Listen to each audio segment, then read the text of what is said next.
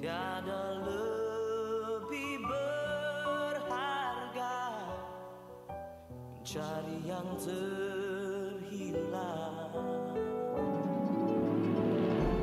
Kasihnya menjelikan, buatku mengerti. Mereka perlu mendengar tentang kasihnya.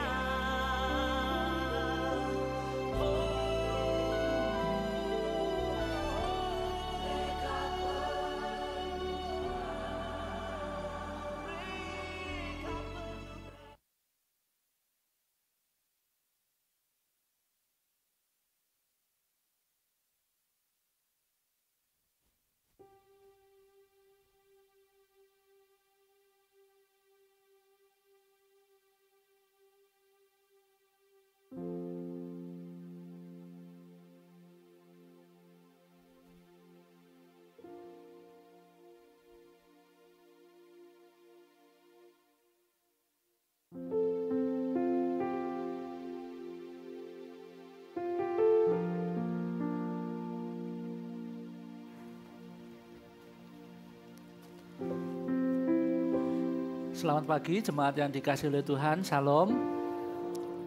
Kita bersyukur pada saat ini kita bisa bertemu kembali di tempat ini. Kita akan beribadah bersama-sama di tempat ini. Saya juga menyapa yang mengikuti melalui streaming, baik yang di YouTube maupun yang ada di radio. Mari kita bersama-sama, saya mengundang semua bangkit berdiri. Kita akan mempersiapkan hati kita untuk memuji dan menikmati hadirat Tuhan pada saat ini. Mari kita mengambil waktu teduh di hadapan Tuhan.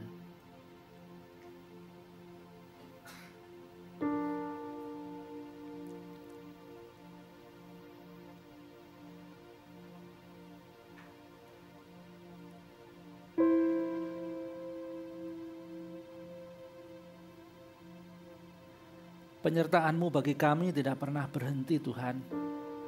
Kasih setiamu selalu baru setiap hari. Jika kami ada di tempat ini pun juga salah satu wujud bagaimana Allah tetap menopang dan menolong kami. Jikalau sebentar kami akan menikmati hadirat-Mu, kami mau menyerahkan ibadah ini dalam tangan Tuhan. Biarlah kasih setiamu Tuhan limpahkan sepanjang ibadah. Biarlah kami boleh bersuka cita bersama-sama dengan saudara-saudara seiman. Dan biarlah segala pujian hormat hanya bagi-Mu. Tuhan, kami membuka ibadah ini di dalam nama Tuhan Yesus Kristus, Juru Selamat kami yang hidup. Amin. Silakan duduk kembali, selamat beribadah Bapak Ibu, Tuhan memberkati kita semuanya.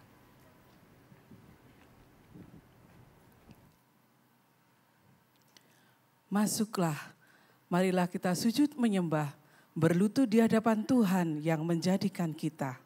Sebab dialah Allah kita dan kitalah umat gembalaannya dan kawanan domba tuntunan tangannya. Pada hari ini, sekiranya kamu mendengarkan suaranya.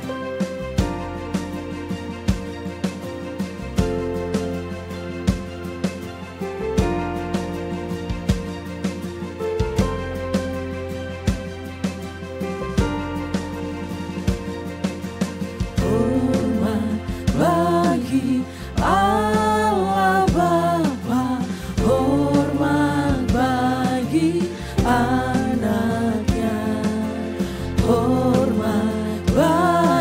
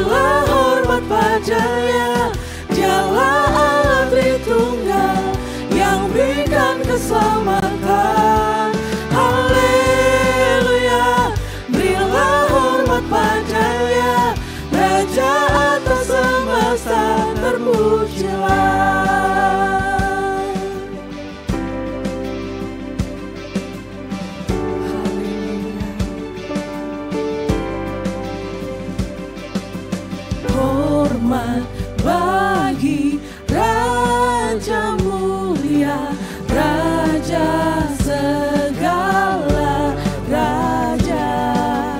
Hormat puji siang malam di hadapan tatanya. Haleluya,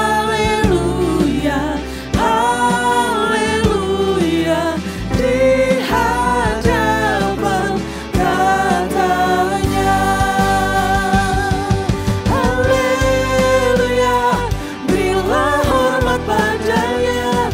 Dialah Allah Tritunggal yang berikan keselamatan.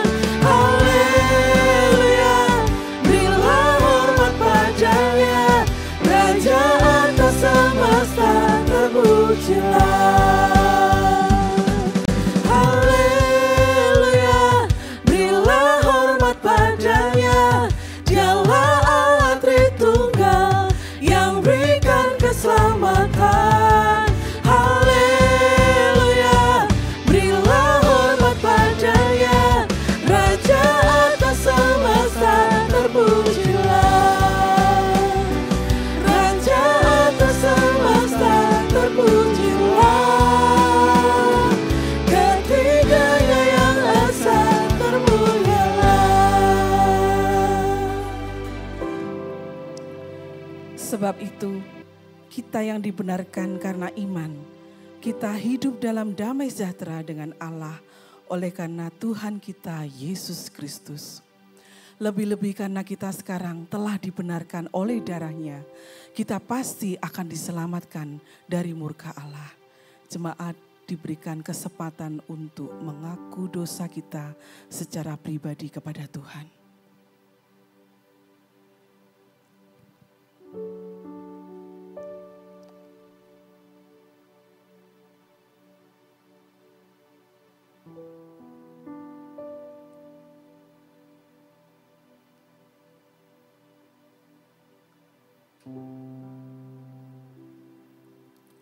Ya Tuhan Allah kami mengaku dosa kami di hadapan-Mu ya Tuhan. Kami merendahkan diri kami di hadapan-Mu ya Bapa. Kami sadar keberdosaan kami, selalu mencondongkan hati kami kepada keinginan kami sendiri. Ampuni kami ya Tuhan. Kami bersyukur hanya kasih-Mu sendiri yang mencari, mengampuni, memulihkan, dan membenarkan kami lewat penebusan Kristus di atas kayu salib. Bahkan Engkau memanggil kami menjadi umat kepunyaan-Mu, menjadi saksi-Mu bagi rencana-Mu yang mulia. Terima kasih Tuhan. Bapa, saatnya kami menikmati dan memuliakan Engkau di dalam ibadah ini.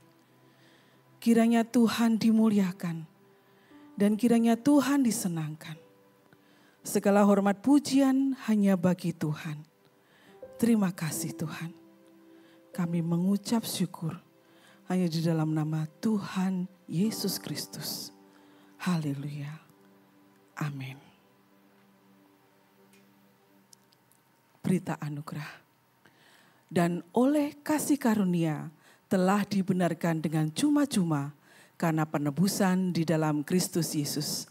Mari jemaat semua kita bangkit berdiri dan kita menyatakan pengakuan iman Nisea Konstantinopel yang berbunyi demikian. Aku percaya kepada satu Allah, Bapa yang Maha Kuasa, Pencipta langit dan bumi, dan segala yang kelihatan dan yang tidak kelihatan, dan kepada satu Tuhan Yesus Kristus, satu-satunya anak Allah yang diperanakkan dari Bapa sebelum alam semesta, Allah dari Allah, terang dari terang, Allah yang sejati dari Allah yang sejati, sehakikat dengan Sang Bapa oleh siapa segala sesuatu dicipta, yang untuk kita manusia dan untuk keselamatan kita telah turun dari sorga dan diinkarnasikan oleh Roh Kudus dari anak darah Maria dan dijadikan manusia. Ia telah disalibkan juga bagi kita di bawah pemerintahan Pontius Pilatus. Ia menderita dan dikuburkan, dan pada hari ketiga ia bangkit kembali sesuai dengan kitab suci dan naik ke sorga dan duduk di sebelah kanan Bapa. Dan ia akan datang kembali dengan kemuliaan untuk menghakimi orang yang hidup dan yang mati, yang kerajaannya takkan berakhir. Dan aku percaya kepada Roh Kudus, Tuhan dan pemberi kehidupan, yang keluar dari Bapa dan Anak, yang bersama-sama dengan Bapa dan Anak, disembah dan dimuliakan, yang telah berfirman dengan perantaraan para nabi. Dan aku percaya satu gereja yang am dan rasuli. Aku mengakui satu baptisan untuk pengampunan dosa, dan aku menantikan kebangkitan orang mati dan kehidupan di dunia yang akan datang. Amin, amin, haleluya. Aku hendak memuji Tuhan pada segala waktu. Puji-pujian kepadanya tetap di dalam mulutku, karena Tuhan jiwaku bermegah. Marilah kita bersama-sama memasyurkan namanya. Glory to the risen King, let every heart His praises sing. In Christ alone our hope will firmly build. Glory to the risen King, let every heart His praises sing. We will sing Hallelujah, Amen.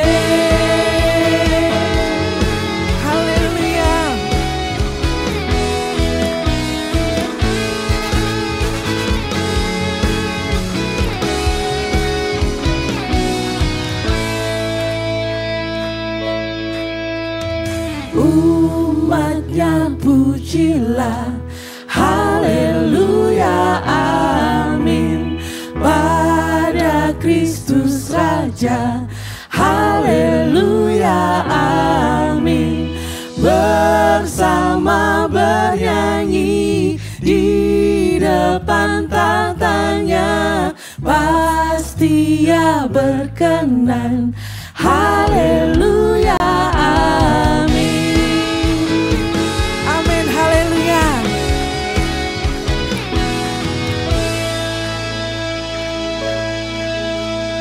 Pandanglah Tuhanmu, haleluya, amin. Pujilah padanya, haleluya, amin. Gembala sobatku turun dari sorga, kekalah kasih-Nya, haleluya, amin. Glory bagi Sang Raja, Dia bangkit, mari puji Dia. Dalam Kristus harapanku teguh. Glory bagi Sang Raja, Dia bangkit, mari puji Dia. Ku nyanyikan haleluya, amin. Haleluya.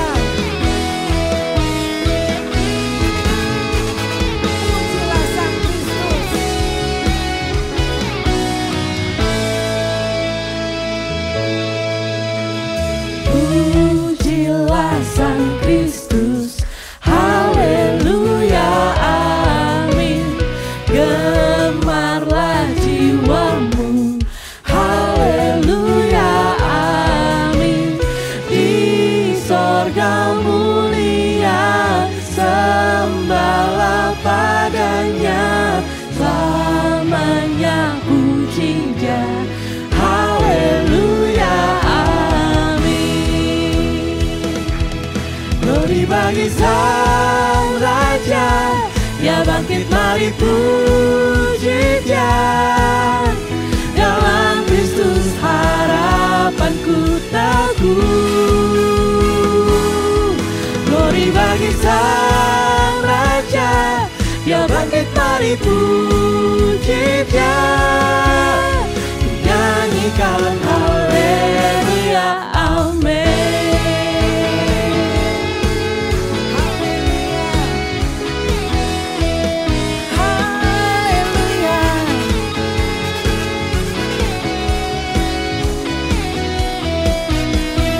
Haleluya, amin. Haleluya, amin. Haleluya, amin. Haleluya, amin. Sang Raja, Dia bangkit mari puji Dia. Dalam Kristus harapanku teguh. Glory bagi Sang Raja, Dia bangkit mari puji Dia. Ku nyanyikan. Glory bagi Sang Raja, Dia bangkit mari puji Dia. Dalam Kristus harapanku teguh. Glory bagi Sang Raja, Dia bangkit mari puji Dia. Ku nyanyikan, ku nyanyikan, ku nyanyikan haleluya, amin. Haleluya, haleluya. Mari Bapak Ibu memberikan selamat shalom kepada kiri kanan kita. Haleluya. Mari kita memuji Dia. Haleluya. Bangkit umat Tuhan. Mari kita mendengar panggilannya, menggenapi firman-Nya. Haleluya.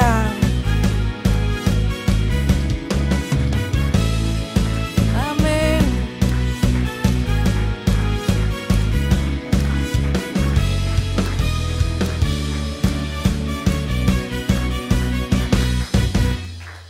Mari kita semua umat pilihan Allah, dengarlah panggilannya untuk menggenapi firman-Nya. Sekaranglah waktunya untuk berdiri bagi bangsa ini. Mari maju umat pemenang.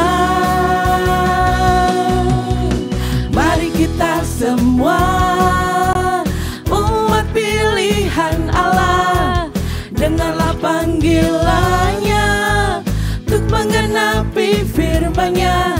Sekaranglah waktunya untuk berdiri bagi bangsa ini.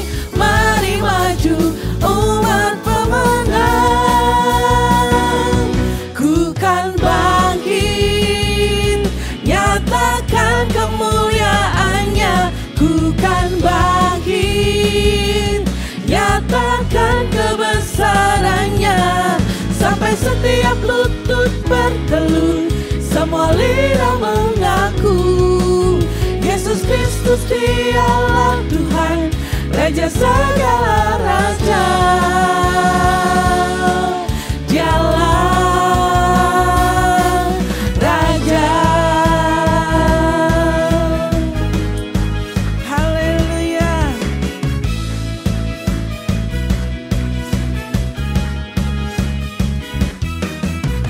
Mari kita semua umat pilihan Allah, dengarlah panggilannya untuk menggenapi firman-Nya. Sekaranglah waktunya untuk berdiri bagi bangsa ini. Mari maju umat pemenang. Ku kan bangkit, nyatakan kemuliaan-Nya. Ku kan bangkit, nyatakan kebesaran-Nya. Sampai setiap lutut bertelut, semua lidah mengaku Yesus Kristus dialah Tuhan, Raja segala raja. Dialah Raja. Amin. Haleluya.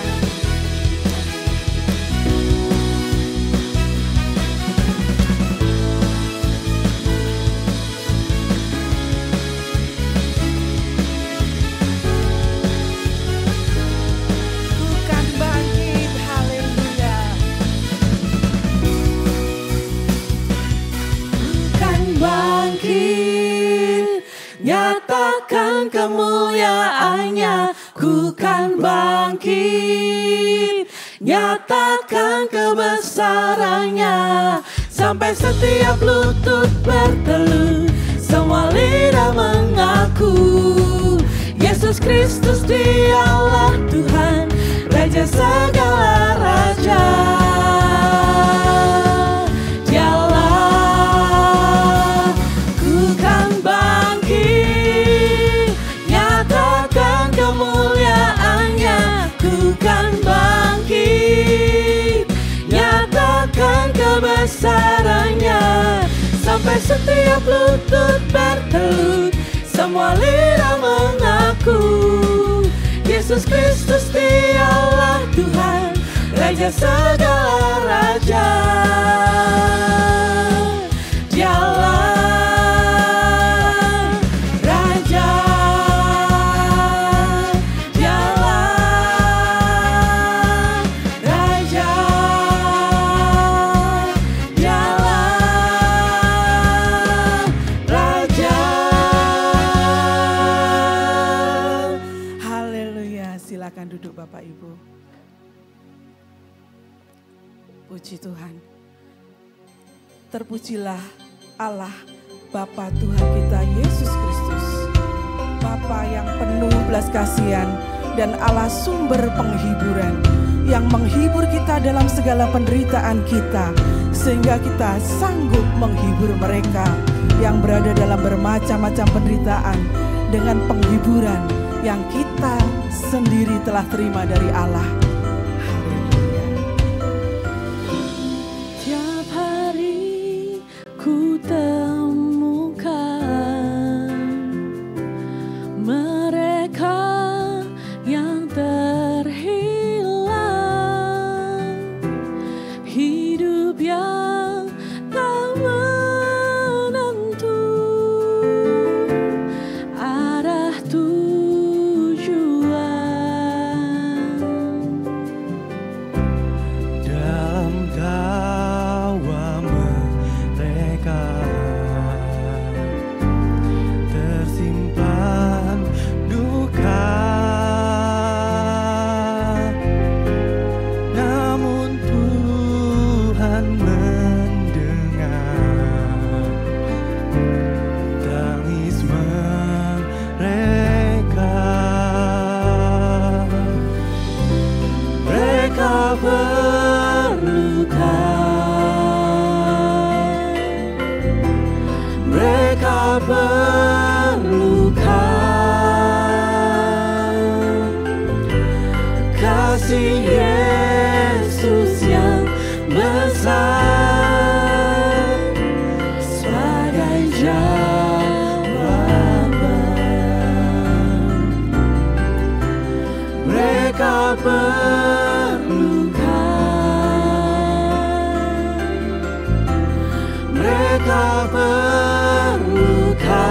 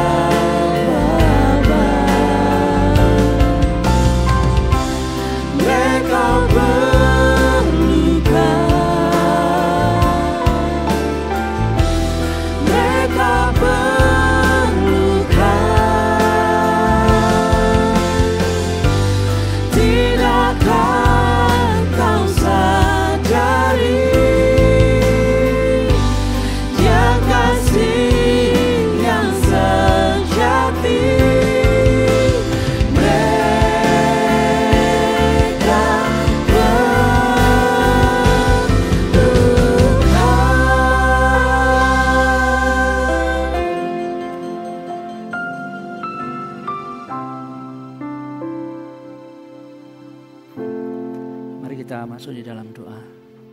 Tuhan, seperti pujian yang kami naikkan, biarlah Engkau yang terus mengingatkan kami hari lepas hari. Melalui setiap firman, melalui setiap pemandangan yang kami lihat di sekeliling kami, ada banyak orang-orang yang belum mengenal akan kasih Kristus. Mereka membutuhkan kasih-Mu ya Tuhan. Mereka membutuhkan Juru Selamat yang memberikan damai sejahtera di dalam kehidupan mereka. Ya Tuhan, biarlah Engkau yang menolong secara khusus kami umat-Mu. Tuhan yang menolong kami mampu memberitakan Injil, menceritakan kabar baik, membagikan apa yang sudah kami alami ketika kami berjumpa secara pribadi dengan Tuhan. Ya Tuhan, sebentar kami akan belajar kebenaran firman-Mu. Biarlah Engkau juga yang akan menolong kami. Melalui firman-Mu kami diingatkan kembali dan kami diteguhkan akan panggilan itu. Terima kasih ya Bapa. Kami mau menyerahkan pemberitaan firman Tuhan ke dalam tangan pimpinan-Mu. Di dalam nama Tuhan Yesus Kristus, Juru Selamat kami yang hidup, kami berdoa dan mengucap syukur. Amin. Shalom Bapak Ibu. Selamat pagi.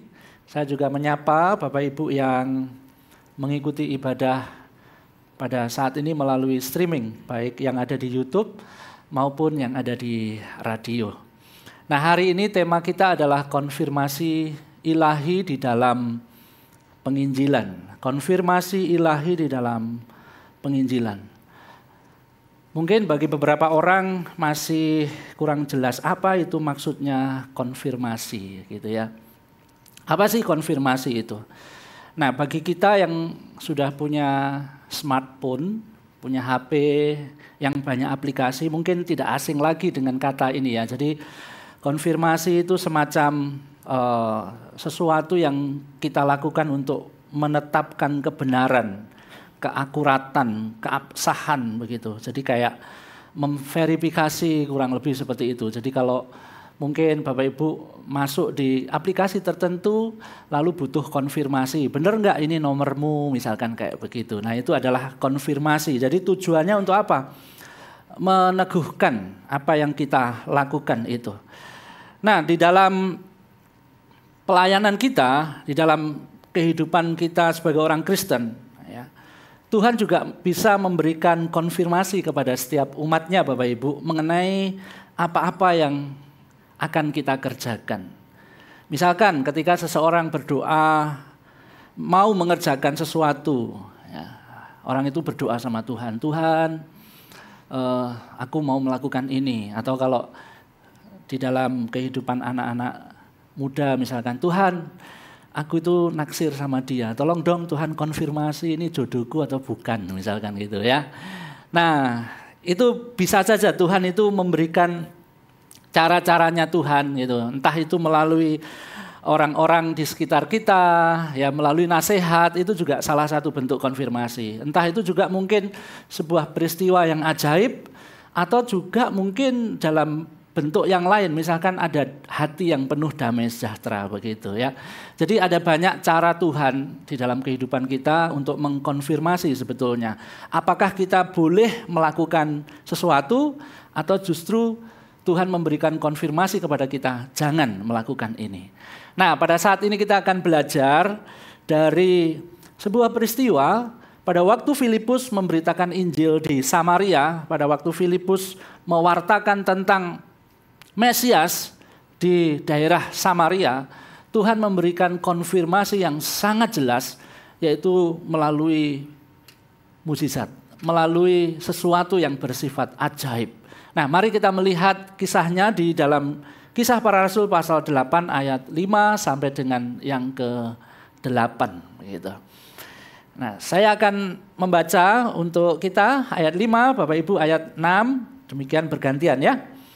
Kisah Para Rasul 8 ayat 5 sampai dengan yang ke-8. Ayat 5. Dan Filipus pergi ke suatu kota di Samaria dan memberitakan Mesias kepada orang-orang di situ. Ketika orang banyak itu mendengar pemberitaan Filipus dan melihat tanda-tanda yang diadakannya, mereka semua dengan bulat hati menerima apa yang diberitakan itu. Sebab dari banyak orang yang kerasukan roh jahat, keluarlah roh-roh itu sambil berseru dengan suara keras. Dan banyak juga orang lumpuh dan orang timpang disembuhkan. Maka sangatlah besar sukacita dalam kota itu. Amin.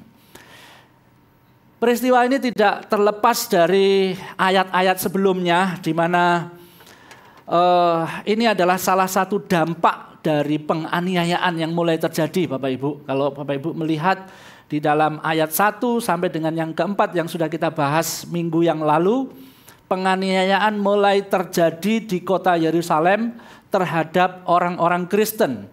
Itu ditandai dengan pembunuhan seorang yang bernama Stefanus di pasal yang ke-7 ayat yang ke-54 sampai dengan yang ke-60. Stefanus di situ dikatakan dilempari batu, dan ada seorang yang sangat setuju bahkan memberikan rekomendasi, memberikan izin, yaitu Saulus yang hadir di tengah-tengah pada waktu peristiwa itu. Dia melanjutkan eksekusi itu, melanjutkan penganiayaan itu. Dikatakan Saulus dengan semangat, dengan penuh gairah masuk dari rumah ke rumah. Di sana dikatakan menyeret, entah itu perempuan, laki, diseret keluar, lalu diserahkan ke pengadilan, dan orang-orang Kristen atau orang-orang percaya pada waktu itu di penjara. Penganiayaan begitu masif terjadi di Yerusalem. Tetapi kita bisa melihat, Bapak Ibu, kemarin kita melihat di dalam segala sesuatunya Allah itu tetap berintervensi, betul? Di dalam keadaan yang buruk, di dalam keadaan penganiayaan yang masif terjadi, yang besar, justru Tuhan menciptakan kesempatan yang luar biasa sehingga Injil itu bisa menyebar, bisa diberitakan melampaui batas-batas Yerusalem. Dan ini merupakan penggenapan dari apa yang Tuhan perintahkan sebetulnya di dalam pasal 1 ayat yang ke-8. Bukankah kita sudah membaca ya? Tuhan Yesus pernah mengatakan demikian di dalam ayat yang ke-8. Pasal 1. Tetapi kamu akan menerima kuasa kalau Roh Kudus turun ke atas kamu, dan kamu akan menjadi saksiku di Yerusalem saja. Begitu? Enggak ya. Tapi Tuhan Yesus itu sudah ngomong sejak awal, kamu itu akan menjadi saksiku di Yerusalem, di seluruh Yudea, Samaria, bahkan sampai ke ujung bumi. Jadi ini mulai ada satu pergerakan, Bapak Ibu, bahwa Injil itu mulai keluar dari Yerusalem.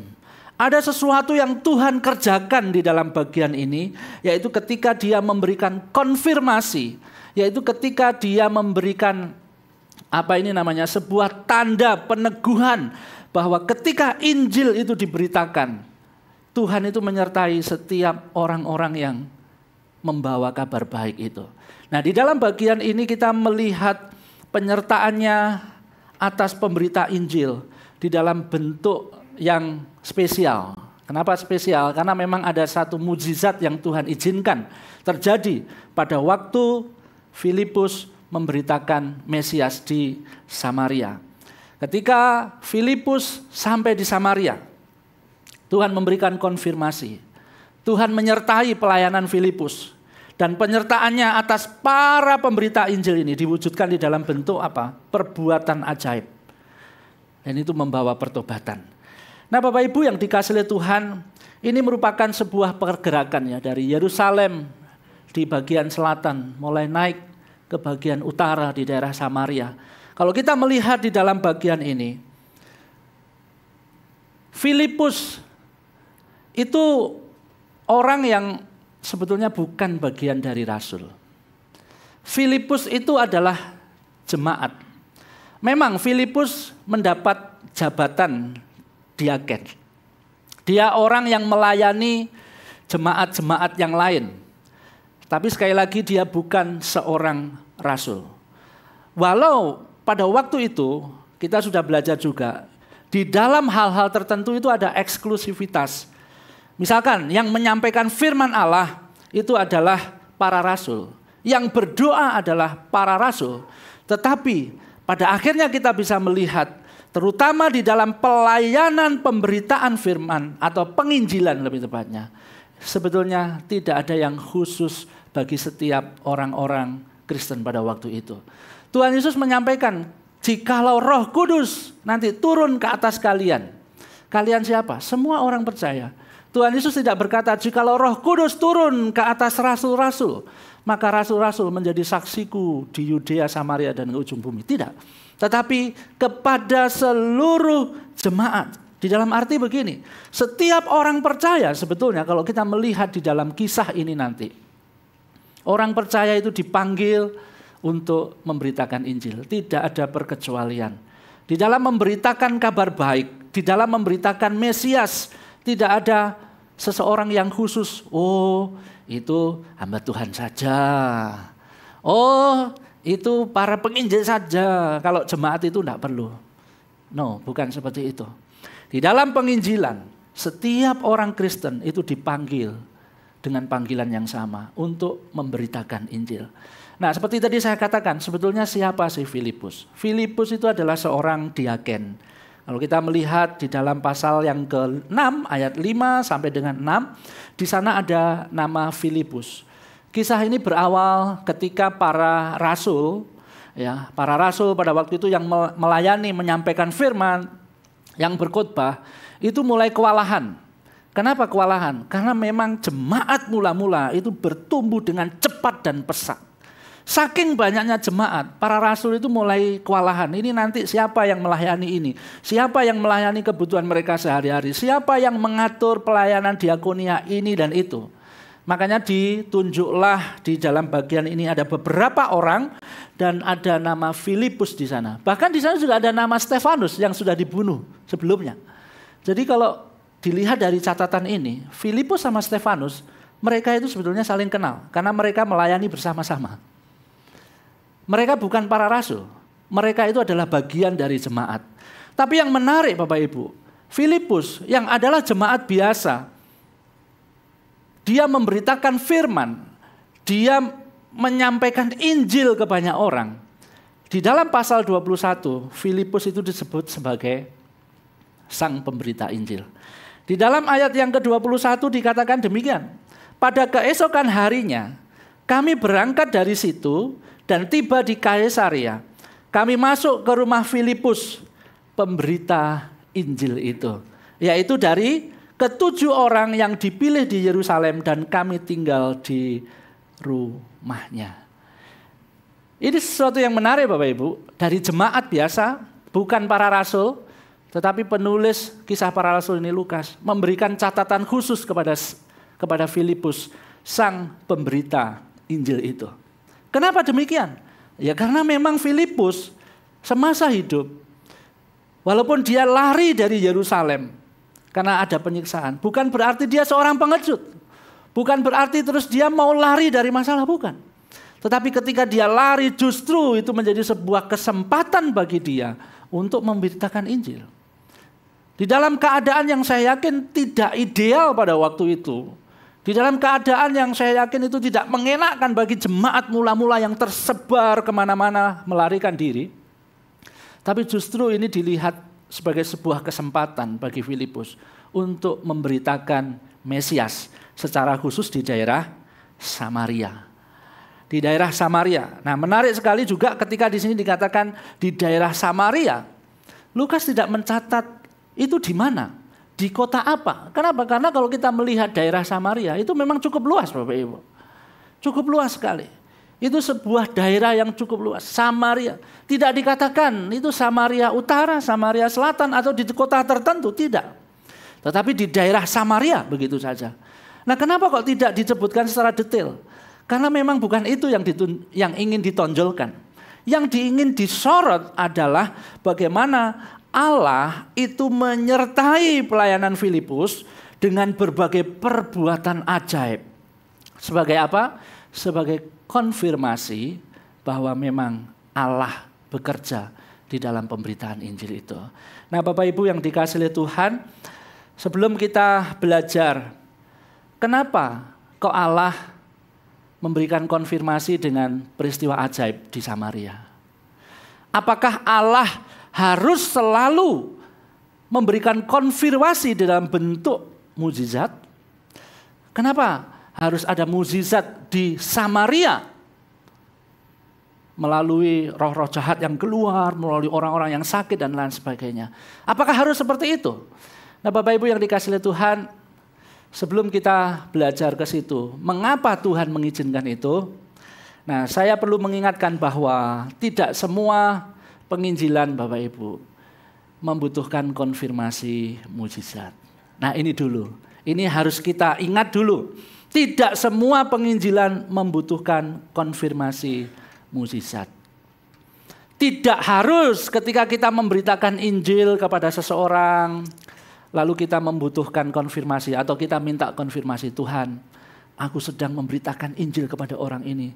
Ayo Tuhan, mukjizat Tuhan terjadi. Sesuatu yang ajaib terjadi. Dan Tuhan tidak selalu menyatakan konfirmasinya di dalam bentuk mukjizat seperti ini. Buktinya apa? Karena memang di dalam Kisah Para Rasul, kalau kita melihat, itu banyak sekali pemberitaan Injil yang sebetulnya tidak ada mukjizat. Tapi toh juga banyak orang yang percaya. Begitu. Contohnya misalkan di dalam Kisah Para Rasul 8 ayat 25. Ini kan kisahnya Petrus dan Yohanes, ya, dari perjalanan pulang dari Samaria menuju Yerusalem.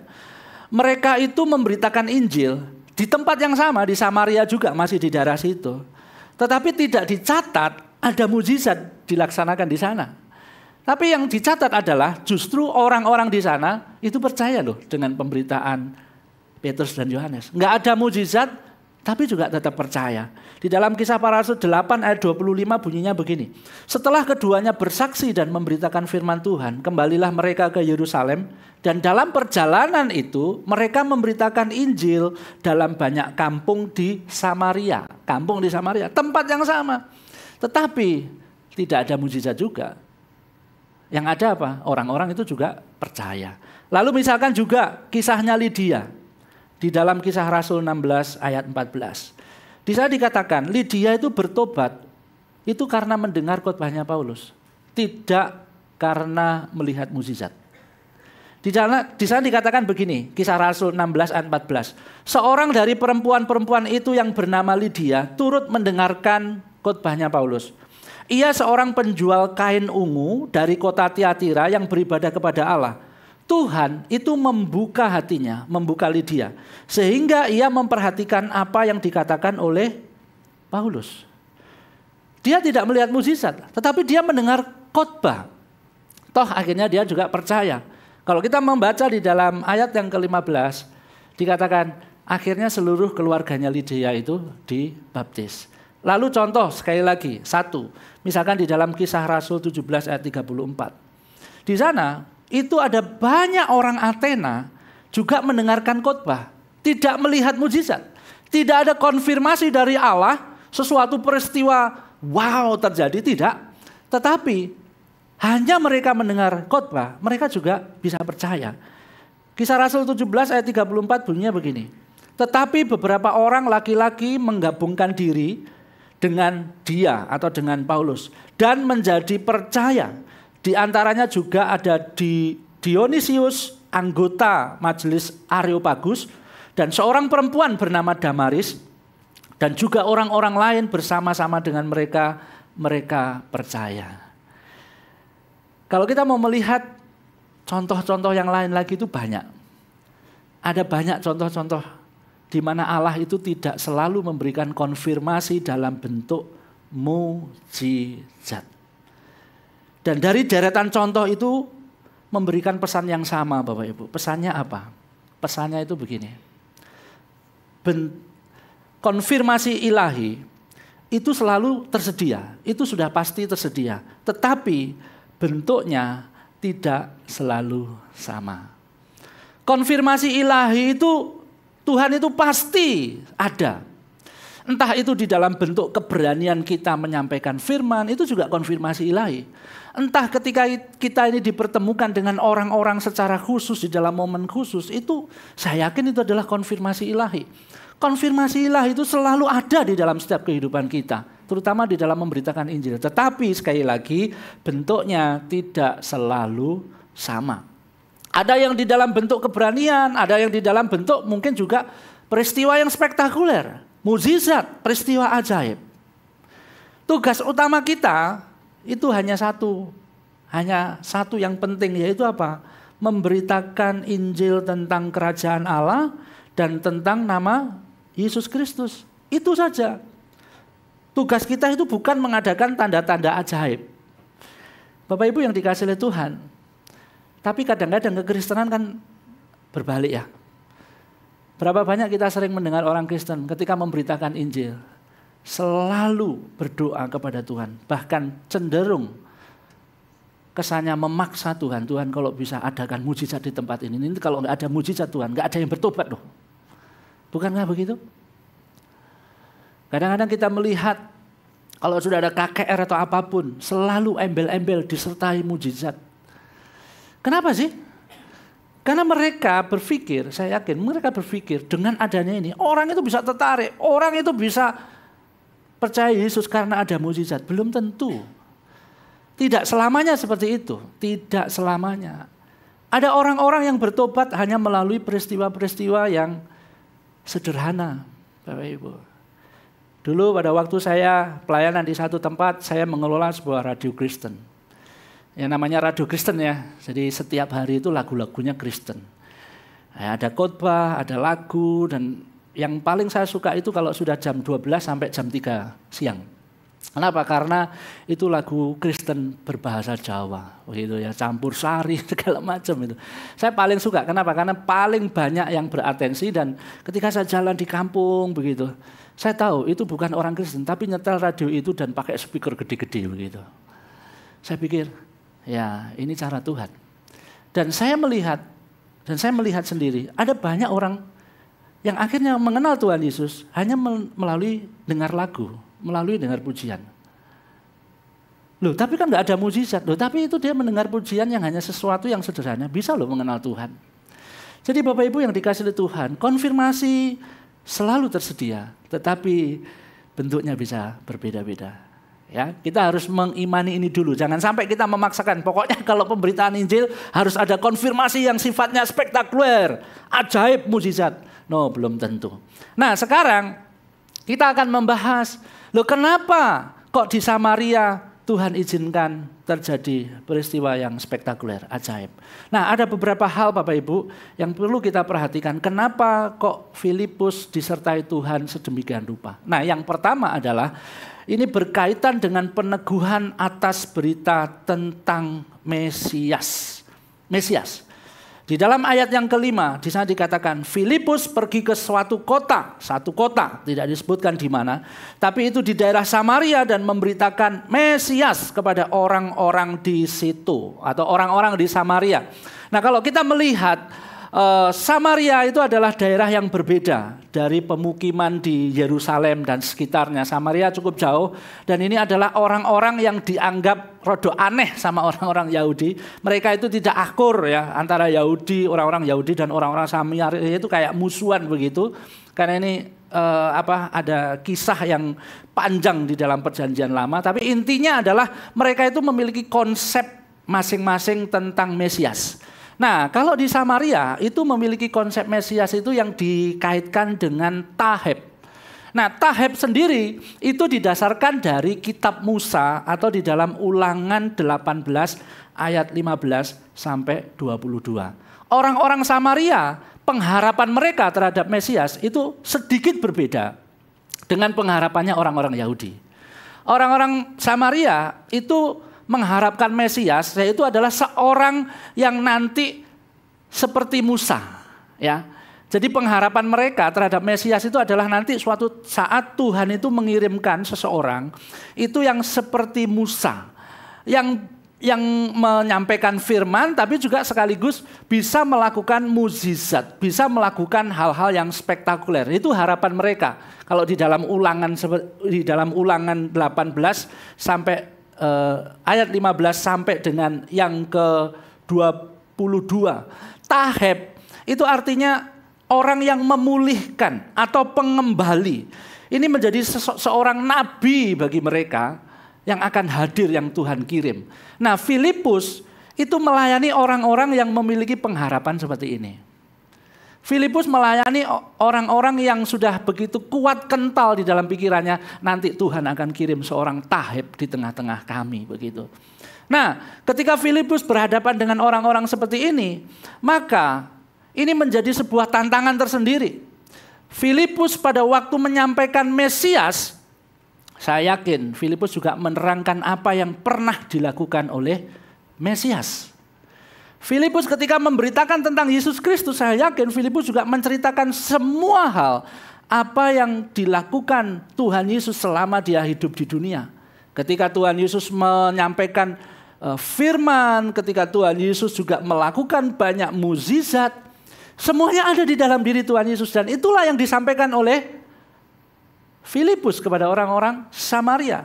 Makanya di dalam bagian ini, ketika dia menyampaikan Mesias, maka ada sesuatu yang juga harus terjadi, mukjizat itu, supaya orang Samaria itu benar-benar ngeh, iya ya, ini yang disampaikan oleh Filipus, itu ya sesuai dengan pengharapan kita. Iya ya, yang disampaikan oleh Filipus ini, Mesias ini, itu sama persis seperti yang ada di Ulangan pasal 18 ini.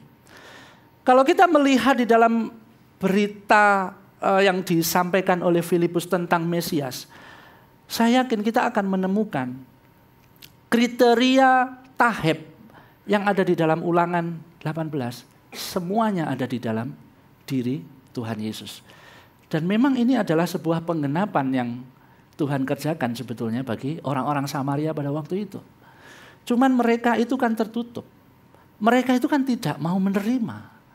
Mereka itu kan menganggap bahwa itu tuh belum terjadi. Padahal Mesias sudah datang. Makanya ketika Filipus melayani, Tuhan menyertakan sebuah tanda Mesias. Menyertakan sebuah tanda ajaib, yaitu mukjizat-mukjizat terjadi. Tuhan melakukan konfirmasi bahwa yang disampaikan oleh Filipus tentang Mesias itu adalah sebuah kebenaran. Filipus menyampaikan Injil yang murni, yaitu tentang Mesias. Dia memberitakan Mesias yang asli. Dia memberitakan Injil yang asli, dan itu dikonfirmasi melalui Tuhan. Dari bagian ini Bapak Ibu, kita juga belajar bahwa ketika kita menyampaikan kabar baik kepada orang-orang di sekitar kita, sebetulnya satu hal yang sangat penting adalah keaslian berita yang kita bawa. Apa sih yang kita ceritakan kepada mereka? Keaslian berita Injil yang kita wartakan. Injil itu berbicara tentang apa sih? Injil itu berbicara tentang apa? Jangan sampai kita Bapak Ibu hanya demi kepentingan untuk menggait orang, kita mewartakan Injil yang berbeda. Kita mewartakan Injil yang bukan asli. Maksudnya seperti apa? Bapak Ibu, ya bukan rahasia ya. Kalau kita mungkin pernah mendengar gini, ayo aku punya kabar baik untukmu. Tentang siapa? Yesus Kristus. Wis toh, percayalah Yesus Kristus. Nanti usahamu pasti lancar. Ini Injil yang asli atau yang palsu kalau menurut Bapak Ibu? Palsu. Ketika kita mewartakan tentang Yesus Kristus, tentang Mesias, itu bukan berbicara tentang sesuatu yang sifatnya jasmani, materi yang bisa hilang. Tetapi kita membicarakan tentang jaminan kehidupan kekal setelah kematian. Itu yang disampaikan oleh Filipus pada waktu itu. Itu yang disampaikan oleh Filipus kepada penduduk orang-orang Samaria yang begitu berharap nanti Taheb akan datang. Tuhan memberikan konfirmasi, sebuah berita yang asli tentang Mesias. Dan itu menjadi pelajaran bagi kita. Bapak Ibu yang dikasihi oleh Tuhan, ketika kita berbicara tentang pemberitaan Injil, efektivitas pekabaran Injil itu bukan terletak pada siapa. yang menyampaikan. Bukan terletak juga bagaimana kita menyampaikan. Sebetulnya efektivitas itu sekali lagi terletak pada apa? Kemurnian Injil yang kita sampaikan. Sejauh mana kita benar-benar membawa Injil yang murni tentang Yesus Kristus yang mau berkorban untuk kita. Tentang Yesus Kristus yang mau mati dan bangkit untuk kita. Itu menjadi sesuatu yang penting. Lalu yang kedua, bukan hanya peneguhan tentang berita yang murni tentang Mesias. Tetapi ini juga peneguhan tentang lompatan budaya. Dan Filipus pergi ke sebuah kota di Samaria dan memberitakan Mesias. Ada kota Samaria. Seperti tadi saya katakan Bapak Ibu, kalau kita berbicara tentang Samaria dan Yahudi, itu relasinya nggak baik. Filipus orang Yahudi, walaupun dia dibesarkan di lingkungan Yunani, tapi dia punya darah Yahudi. Dan bagi orang Yahudi sebetulnya, itu hukumnya haram untuk bertemu dengan orang-orang Samaria. Orang Samaria sendiri itu juga benci sama orang-orang Yahudi. Bapak Ibu ingat peristiwanya pada waktu perempuan Samaria bertemu dengan Tuhan Yesus. Tuhan Yesus ngobrol kan. Pada waktu perempuan Samaria tahu ini Yesus ini dari Yerusalem, ini orang Yahudi. Dia kan ngomong perempuan itu, "Loh, masakan engkau seorang Yahudi minta minum kepadaku seorang Samaria?" Lalu dikasih keterangan, sebab orang Yahudi tidak bergaul dengan orang Samaria. Jadi mereka itu memang pisahan. Lalu juga misalkan, orang Yahudi itu kalau ngomentari orang Samaria itu juga pedes juga gitu ya. Di dalam Yohanes 8 ayat 48 itu. Orang-orang Yahudi itu menjawab Yesus, "Bukankah benar kalau kami katakan bahwa engkau orang Samaria dan kerasukan setan?" Jadi pedes juga ini orang-orang Yahudi itu kalau ngomong sama orang-orang Samaria itu dianggap gila begitu Bapak Ibu. Nah, kalau kita melihat latar belakang ini menjadi sebuah sebuah budaya yang benar-benar berbeda begitu Bapak Ibu. Dan Filipus harus ada di tengah-tengah budaya yang berbeda seperti ini begitu. Filipus harus ada di budaya yang dianggap tidak baik, dianggap sebagai satu bangsa yang tidak kenal Tuhan, dianggap satu bangsa yang gila oleh orang-orang Yahudi. Nah ini kalau tidak terjadi sesuatu yang spektakuler, nah ini muncul masalah. Terutama bagi siapa? Bagi saudara-saudara lain yang Yahudi. Mungkin mereka akan mengatakan, buat apa ke Samaria? Buat apa memberitakan Injil bagi orang Samaria yang sudah jelas-jelas gila? Mereka yang tidak mengenal Tuhan, buat apa? Tapi justru pada waktu Filipus melayani di tempat yang dianggap tidak baik, Tuhan melakukan sebuah mukjizat.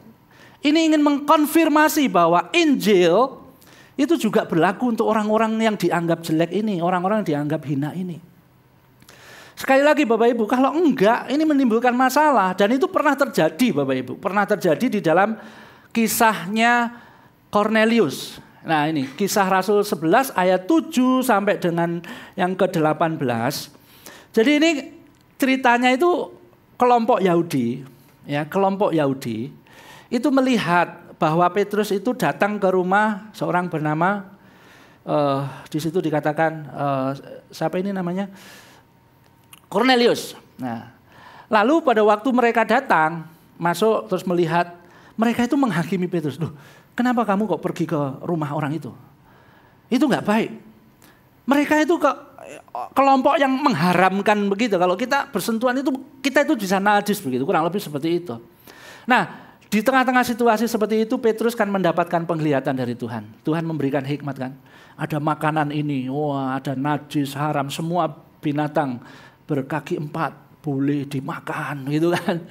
Nah itu sebuah konfirmasi dan ujung-ujungnya Tuhan ingin mengatakan bagi mereka orang-orang yang dianggap najis pun Tuhan tetap mengasihi mereka. Dan itu terlihat di dalam kisahnya, di dalam bagian yang terakhir. Ketika mereka mendengar hal itu, penjelasan tentang penglihatan itu, mereka menjadi tenang lalu memuliakan Allah, lalu katanya, jadi kepada bangsa-bangsa lain juga Allah mengaruniakan pertobatan yang memimpin kepada hidup.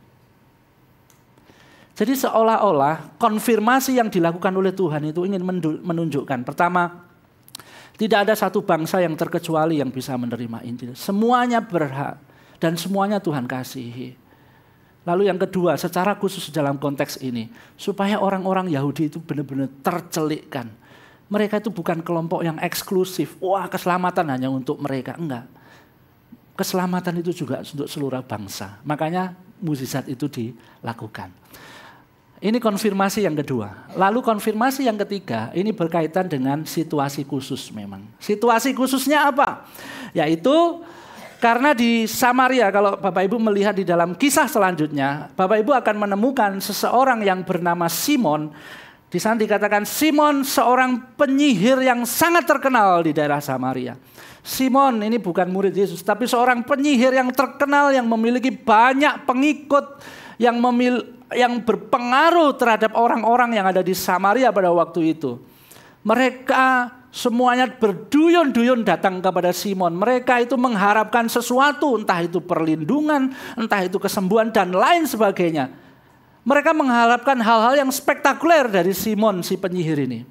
Tapi ketika Filipus datang memberitakan Mesias, keadaannya terbalik. Kalau kita melihat di dalam Kisah Para Rasul, pasal 8 ayat yang ke-11. Di sana dikatakan, dan mereka mengikutinya. Mengikuti Filipus. Karena sudah lama ia mentakjubkan mereka oleh perbuatan sihirnya. Ini mereka mengikuti si Simon, ya, karena takjub. Lalu baru ayat yang ke-12. Tetapi sekarang mereka percaya kepada Filipus yang memberitakan Injil tentang kerajaan Allah dan tentang nama Yesus Kristus, dan mereka memberi diri mereka dibaptis, laki-laki dan perempuan. Nah, ini situasi khusus pada waktu itu. Kenapa Tuhan mengkonfirmasi pemberitaan Injil terhadap Filipus disertai mukjizat? Karena dia sedang berhadapan dengan penyihir yang juga melakukan mukjizat. Dan ini menjadi sebuah permainan kalau kita melihat. Awalnya mengikuti Simon, nanti setelah Mesias diberitakan mengikuti Filipus atau percaya kepada Mesias sebagai juru selamat. Nah, Bapak Ibu yang dikasihi Tuhan, di dalam hikmat Tuhan, Tuhan itu berkenan mempergunakan apa yang tidak sempurna bagi jembatan untuk menggenapi rencananya. Filipus di dalam keterbatasan, dia hanya sebagai jemaat biasa. Dia hanya seorang diaken. Di dalam keadaan yang tidak enak karena dia melarikan diri. Tetapi Tuhan tetap bisa memakainya menjadi sebuah jembatan untuk menggenapi rencananya. Bapak Ibu, penginjilan itu bukan masalah transfer informasi. Tetapi penginjilan itu merupakan penyataan kuasa Allah di dalam dan tentang Yesus Kristus. Sekali lagi, kalau kita berbicara tentang penginjilan, itu bukan masalah kita ini memberi informasi. Oh, ini loh ada Yesus, juru selamat. Oh, ini loh Yesus pernah mati di atas kayu salib. Enggak. Tetapi ketika kita berbicara penginjilan, itu sebetulnya adalah penyataan kuasa Allah di dalam dan melalui Yesus Kristus. Melalui kisah ini Bapak Ibu, kita belajar ada beberapa kebenaran. Yang pertama, tanda ajaib. Tanpa tanda ajaib apapun, Injil tetap berkuasa. Ketika kita memberitakan Injil, memberitakan tentang Yesus Kristus kepada siapapun itu orang-orang yang ada di sekitar kita, sebetulnya kita berbicara tentang kekuatan Allah. Di dalam Roma 1 ayat yang ke-16, aku mempunyai keyakinan yang kokoh di dalam Injil. Karena Injil itu adalah kekuatan Allah. Kekuatan Allah yang menyelamatkan setiap orang percaya. Pertama-tama Yahudi, tetapi orang Yunani dan seterusnya. Injil itu kekuatan Allah. Di dalam bagian ini kita juga belajar bahwa konfirmasi yang paling ultimate, yang paling tinggi adalah ketika Allah hadir di dunia. Dia menjadi manusia, mati di atas kayu salib, tetapi juga bangkit dan menang atas maut. Itu konfirmasi di dalam Injil yang kita beritakan. Lalu yang terakhir Bapak Ibu, mari kita baca bersama-sama. 1, 2, 3. Injil bukan hanya sekedar berita, tetapi kuasa. Bukan hanya fakta dan makna, tetapi perjumpaan yang nyata, perjumpaan dengan Yesus yang sejati, selalu memberi kuasa untuk bersaksi.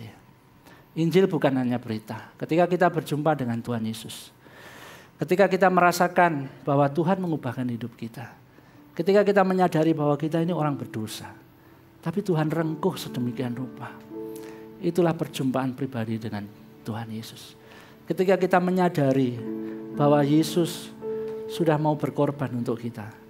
Sebetulnya itu adalah kuasa yang Tuhan berikan untuk kita gunakan memberitakan Injil.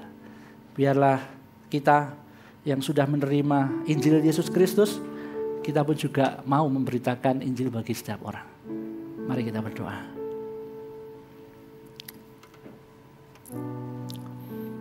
Tuhan, kami mengucap syukur untuk Injil yang sudah kami dengarkan. Terima kasih untuk orang-orang yang Tuhan sudah pakai mewartakan Injil ke seluruh dunia. Kami bersyukur kami di tempat ini, kami bisa mendengarnya. Tuhan, biarlah apa yang kami rasakan, perjumpaan dengan Engkau, perjumpaan pribadi dengan Engkau, selalu menggairahkan kami, selalu mendorong kami, untuk kami juga membagikan kepada orang-orang yang ada di sekitar kami. Entah itu kepada orang tua kami, keluarga kami, rekan kerja kami, siapapun yang Tuhan izinkan untuk berelasi dengan kami. Bila Engkau memampukan kami ya Tuhan, memberi hikmat kepada kami, melalui tutur kata kami, kehidupan kami. Bahkan jikalau Tuhan memberi kesempatan, bila kami boleh secara langsung memberitakan Yesus Kristus yang mau mati bagi kami. Tuhan, terima kasih. Terima kasih ya Tuhan. Kami berdoa biarlah setiap umat-Mu di tempat ini, kami boleh memiliki keberanian di dalam Engkau untuk mewartakan Injil bagi setiap orang. Terima kasih ya Tuhan. Tolong kami. Inilah doa kami ya Tuhan. Di dalam nama Tuhan Yesus Kristus Juru Selamat kami yang hidup. Amin. Saya kembalikan ke liturgus.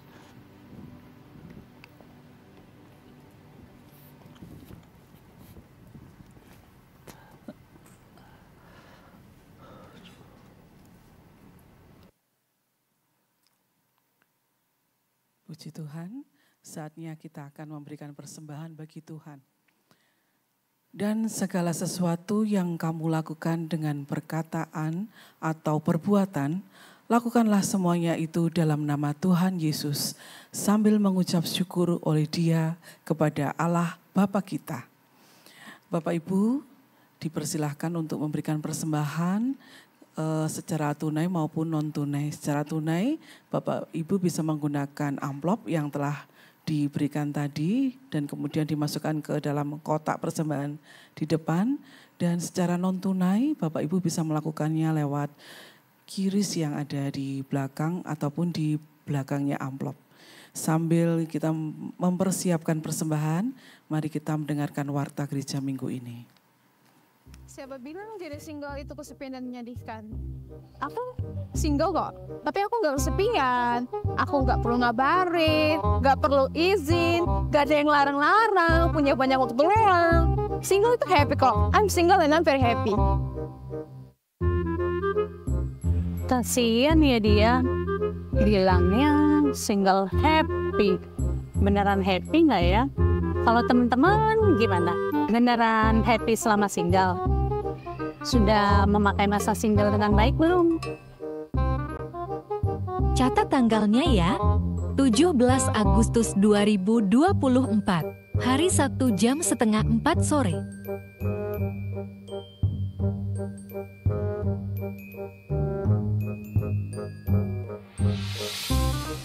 Jangan ya Dek ya, jangan ya.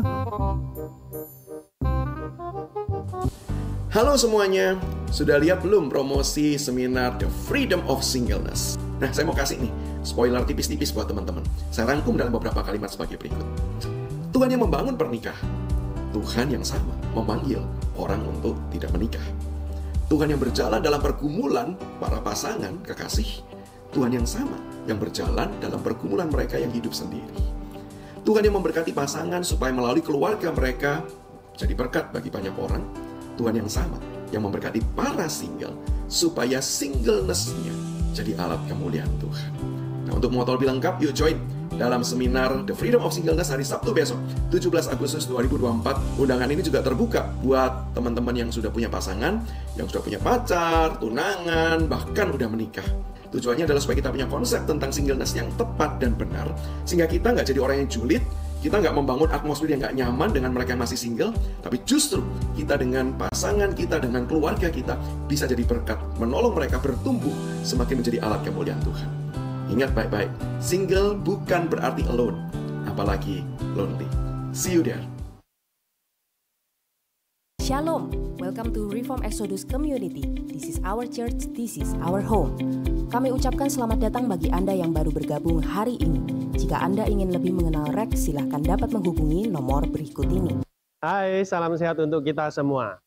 Seorang jenderal besar dari negara Cina, Sun Tzu, pernah berkata, ketahuilah dirimu, ketahuilah musuhmu, dan kita akan menang perang walaupun perang sebanyak 100 kali. Seperti kita ketahui, di Indonesia dan di negara-negara di dunia lain, kita sedang berperang melawan wabah demam berdarah. Tidak sedikit orang yang tetap juga kena demam berdarah, terlalu cepat ke dokter, terlalu lambat ke dokter. Bahkan ada yang percaya mitos-mitos mengenai makanan-makanan atau minuman tradisional tertentu yang dapat mempercepat penyembuhan demam berdarah. Oleh karena itu, sekali lagi, saya dan tim menghimbau dan mengajak para jemaat untuk menghadiri seminar demam berdarah dengue 101 atau 101. Di sana, kami akan mengupas tuntas tentang demam berdarah secara lebih praktis dan realistis, agar para jemaat dan peserta yang hadir memiliki suatu kewajaran dan kewarasan dalam berpikir dalam menghadapi demam berdarah. Apabila ada keluarga atau Anda sendiri yang terkena demam berdarah, Anda juga tidak khawatir. Jangan lupa hari Sabtu tanggal 24 Agustus 2024 jam 9 pagi yang lokasinya di Rekinden. Saya tunggu. Shalom Jemaat Rek dimanapun saudara berada. Tidak terasa kita sudah memasuki bulan Agustus. Dan seperti biasa, bulan Agustus adalah bulan misi bagi gereja kita tercinta ini. Sepanjang tahun kami melihat bagaimana Tuhan bekerja melalui pekerjaan-pekerjaan misi yang sudah Tuhan percayakan untuk Rek kerjakan. Dalam misi pendidikan misalnya, TK SD Exodus yang ada di Sorong. Saat ini kita memiliki 34 murid TK dan 75 murid SD. Ya, Tuhan terus mengirimkan murid-murid anak-anak untuk boleh dididik melalui TK SD Exodus. Setelah berdoa dan meminta tuntunan Tuhan, kami merencanakan untuk membangun SMP dan asrama. Memang akan banyak tantangan yang ada di depan. Tapi kami percaya bahwa kita tidak sendirian dan Tuhan pasti akan bekerja melalui kita. Masih banyak kebutuhan di depan untuk orang tua asuh, beasiswa untuk guru-guru maupun pembangunan yang akan dilakukan. Dan untuk misi bagi suku-suku yang masih membutuhkan bantuan kita. Kita patut bersyukur karena tahun lalu kita sudah mengutus 1 utusan untuk boleh melayani di sana. Kita juga patut bersyukur karena bulan lalu Tuhan buka kesempatan bagi kita untuk boleh melayani mereka lebih jauh lagi di beberapa desa yang lain. Ya, kita berkesempatan untuk boleh menjangkau mereka, memberitakan Injil bagi mereka yang sampai saat ini masih sulit untuk boleh mendengarkan kabar baik itu. Kita juga diberikan kesempatan untuk boleh memberikan pengajaran firman Tuhan bagi beberapa orang, bagi beberapa jemaat yang sampai saat ini mereka masih mendapatkan tekanan dari orang-orang yang ada di sekitar mereka. Oleh sebab itu mereka masih butuh bantuan kita. Dan di bulan misi ini, kami ingin mengajak setiap jemaat sekalian di setiap lokal masing-masing, baik yang on-site maupun yang online, untuk boleh terlibat bekerja bersama-sama dengan kami mengerjakan misi Tuhan ini. Kami percaya ini bukan pelayanan tim misi saja, tapi pelayanan kita bersama. Bagi jemaat sekalian yang ingin mengetahui lebih lanjut lagi apa yang sedang tim misi kerjakan sekarang, silakan mengontak kami, silakan mengontak nomor HP yang ada di bawah ini, dan kami akan dengan gembira menceritakan apa yang sedang kami kerjakan sekarang. Sekali lagi, ini pekerjaan yang terlalu besar untuk dikerjakan sendiri, dan terlalu penting untuk tidak dikerjakan. Mari bersama-sama kita mengerjakan misi Tuhan, Injil diberitakan, dan Kristus ditinggikan. Tuhan Yesus memberkati kita semua.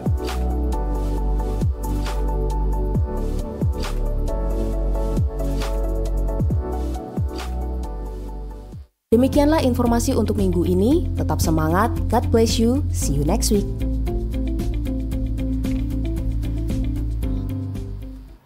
Ada beberapa hal yang ingin saya tegaskan. Yang pertama adalah mengenai seminar The Freedom of Singleness. Sekali lagi saya mengajak Bapak Ibu, baik yang masih jomblo, rekan-rekan, maupun yang sudah punya pacar juga boleh. Seperti tadi yang sudah disampaikan, acara ini dilaksanakan di Rec-Hub Galaxy Mall 3. Silakan bisa mendaftarkan melalui link yang sudah tersedia. Akan dilaksanakan pada pukul 15.30.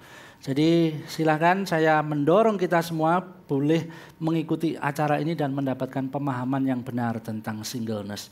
Lalu yang berikutnya adalah seminar kesehatan. Seperti yang video tadi sudah kita simak, acara ini akan dilaksanakan pada tanggal 9 sampai 12, diakhiri dengan makan siang di tempat ini. Dan acara ini gratis, silakan bisa mendaftarkan melalui link yang sudah tersedia atau melalui selebaran yang tadi dibagikan oleh Asher. Silakan bisa scan barcode atau menghubungi nomor yang tersedia di flyer yang sudah dibagikan jikalau Bapak Ibu kesulitan mendaftar. Lalu yang berikutnya ini adalah pengumpulan baju-baju yang masih layak pakai, yang masih baik, yang nanti akan disalurkan oleh para pemuda dan remaja di daerah X Gang Doli, di daerah dan Rangkah ya, di daerah Rangkah. Saya mendorong Bapak Ibu jikalau memiliki baju-baju yang masih layak, masih baik, untuk anak-anak usia 2 sampai 17 tahun dan untuk ibu-ibu ya, pakaian ibu-ibu bisa dikirimkan atau diberikan ke gereja, nanti akan dikemas lebih baik lagi dan akan disalurkan. Ya, saya juga mendorong kita semua terlibat di dalam kegiatan ini. Lalu yang berikutnya sekolah minggu akan ada basar itu tanggal 25 Agustus. Tanggal 25 Agustus Bapak Ibu bisa menikmati makanan yang dibasarkan dan mendapatkannya itu melalui ayat hafalan, begitu. Jadi tidak mempergunakan uang tapi mempergunakan ayat hafalan. Nah, ayatnya apa saja? Itu ayatnya nanti akan di-share oleh guru-guru sekolah minggu. Ya, bagi yang sudah ikut DG pasti hafal semua ayat ini karena itu ayat hafalan untuk DG ya. Jadi silakan bisa datang nanti tanggal 25 Agustus ya, setelah KU2 di lantai 1. Lalu yang terakhir, gereja kita telah memberkati pasangan Immanuel dan Serge pada hari Senin yang lalu, dan kita terus mendoakan untuk keluarga yang baru ini supaya tetap diberkati Tuhan. Lalu nanti setelah ibadah ini Bapak Ibu, saya minta waktu kurang lebih 5 menit, maksimal 5 menit. Akan ada saudara-saudara kita dari Finisher. Mereka adalah tim yang tergabung di dalam kegiatan mewartakan kabar baik. Nah, mereka nanti akan ada video dan penjelasan secara singkat setelah ibadah selesai. Jadi saya minta waktu 5 menit untuk tidak meninggalkan ini. Setelah off streaming, kita akan menyaksikan bersama-sama. Baik, saya mengundang semuanya bangkit berdiri. Mari kita berdoa bersama-sama untuk persembahan dan doa syafaat. Tuhan, kami mengucap syukur untuk semua berkat Tuhan yang Tuhan sudah limpahkan dalam kehidupan kami. Terima kasih untuk pekerjaan, terima kasih untuk rumah tangga, terima kasih untuk orang-orang yang Tuhan tempatkan di sekitar kami. Terima kasih untuk anugerah-Mu, keselamatan yang Tuhan sudah berikan. Sebagai ucapan syukur kami mengumpulkan persembahan ini bagi Tuhan. Biarlah Engkau yang memberkati, Engkau memakai persembahan ini juga untuk kemuliaan-Mu Tuhan. Engkau memberkati para pengurus di dalam mengelola, Engkau juga memberkati anak-anak-Mu yang sudah mengumpulkan. Tuhan, pada saat ini kami juga berdoa menyerahkan untuk kasus demam berdarah yang meningkat beberapa akhir-akhir ini. Kami berdoa biarlah Tuhan Engkau yang menolong secara khusus bagi kami. Biarlah kami memiliki kepekaan dengan demam berdarah. Kami boleh menjaga kebersihan lingkungan kami sehingga jentik-jentik nyamuk demam berdarah juga tidak bisa berkembang. Kami juga boleh peka dengan setiap gejala yang ada. Kami juga boleh memiliki satu hikmat ketika kami mungkin merawat atau mengalami ketika kami demam berdarah. Tuhan tolong kami ya Bapa. Kami berdoa menyerahkan untuk pemerintah di dalam mengantisipasi. Kiranya Engkau juga memberkati program fogging yang dilakukan di beberapa daerah. Tuhan, Engkau pakai ini menjadi alat yang efektif mencegah lajunya kasus demam berdarah ini untuk bertambah. Kami juga berdoa menyerahkan untuk hamba-hamba Tuhan yang ada di REK. Biarlah Engkau yang memberkati, menyatukan hati, bekerja bersama-sama di dalam mengembangkan pelayanan yang Tuhan percayakan. Kami berdoa menyerahkan untuk pengurus majelis. Tuhan, Engkau juga menolong anak-anak-Mu di tengah-tengah kesibukan mereka. Mereka memberi hati untuk melayani-Mu. Tuhan tolong, Tuhan yang akan memimpin. Dan kami juga berdoa menyerahkan untuk semua peserta modul MSK yang sedang dilaksanakan saat ini. Biarlah melalui program MSK ini, anak-anak Tuhan juga semakin mengenal akan Engkau Yesus, iman semakin dikuatkan, dan kami semua juga semakin bertumbuh di dalam kerohanian. Tuhan terima kasih, kami menyerahkan doa syafaat ini ke dalam tangan kuasa-Mu, di dalam nama Tuhan Yesus Kristus. Amin.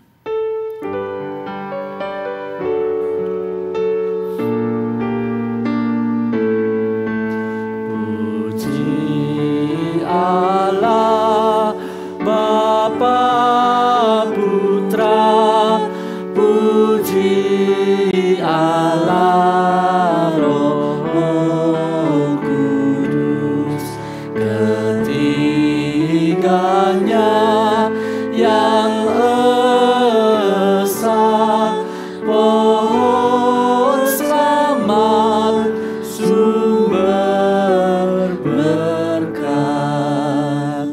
Jemaat yang dikasihi oleh Tuhan, terimalah berkat dari Allah Tritunggal yang akan menolong dan menopangmu. Kiranya Allah Bapa yang akan memberkati dan melindungimu. Kiranya Tuhan Yesus Kristus yang akan melimpahkan karunia-Nya kepadamu.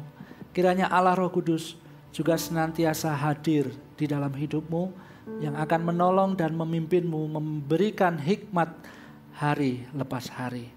Biarlah segala hal yang baik dan manis dari Allah Tritunggal dilimpahkan bagimu, dan terimalah semua itu dalam nama Tuhan Yesus Kristus. Amin. Amin.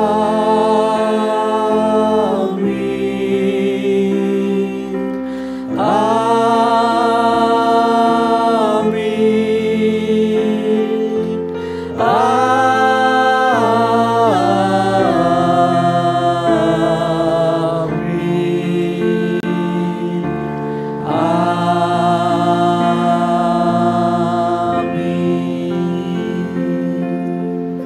Silakan duduk kembali Bapak Ibu, dan minta waktu setelah ini